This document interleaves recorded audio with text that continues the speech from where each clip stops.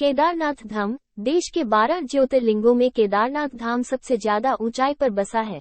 ये धाम मंदाकिनी नदी के किनारे 3581 मीटर की ऊंचाई पर स्थित है।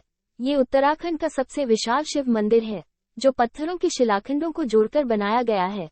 ये ज्योतिर्लिंग त्रिकोण आकार का है और इसकी स्थापना के बारे में कहा जाता है कि हिमालय के केदार श्रृंग पर भगवान विष्णु के अवतार नर और नारायण ऋषि तपस्या करते थे। उनकी तपस्या से प्रसन्न होकर भोलेनाथ प्रकट हुए और उन्हें ज्योतिर्लिंग के रूप में सदा वास करने का वरदान दिया। ये मंदिर एक 6 फीट ऊंचे चौकोर चबूतरे पर बना हुआ है। मंदिर में मुख्य भाग मंडप और गर्भगृह के चारों ओर प्रदक्षिणा पथ है। बाहर प्रांगण में नंदी बैल वाहन के रूप में विराजमान है। मंदिर का निर्माण किसने कराया, इसका कोई प्रामाणिक उल्लेख नहीं मिलता है, लेकिन ऐसा कहा जाता है कि इसकी स्थापना आदि गुरु शंकराचार्य ने की थी। आपको बता दें कि केदारनाथ पहुंचने के लिए गौरीकुंड से 15 किलोमीटर की पैदल यात्रा करनी पड़ती है। बाबा केदार का ये धाम कात्यूरी शैली में बना हुआ है। इसके निर्माण में भूरे रंग के बड़े पत्थरों का प्रयोग बहुतायत में किया गया है। मंदिर की छत लकड़ी की बनी हुई है, जिसके शिखर पर सोने का कलश है। केदारनाथ मंदिर को 3 भागों में बांटा गया है। पहला, गर्भगृह। दूसरा, दर्शन मंडप, जहां पर दर्शनार्थी एक बड़े प्रांगण में खड़े होकर पूजा करते हैं। और तीसरा, सभा मंडप। इस जगह पर सभी तीर्थ यात्री जमा होते हैं। भगवान केदारनाथ के दर्शन के लिए ये मंदिर केवल 6 महीने ही खुलता है और 6 महीने बंद रहता है।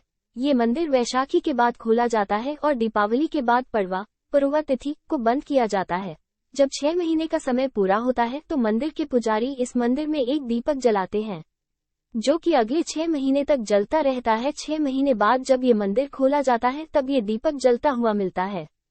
ऐसी मान्यता है कि द्वापर काल में जब पांडवों ने महाभारत का युद्ध जीत लिया था, तब उन्हें इस बात की ग्लानि हो रही थी कि उन्होंने अपने भाइयों, सगे संबंधियों का वध किया है।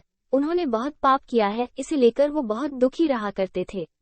इन पापों से मुक्ति के लिए पांडवों ने भगवान शिव के दर्शन के लिए काशी पहुंचे।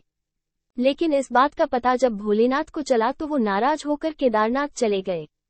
फिर पांडव भी भोलेनाथ के पीछे पीछे केदारनाथ पहुंच गए।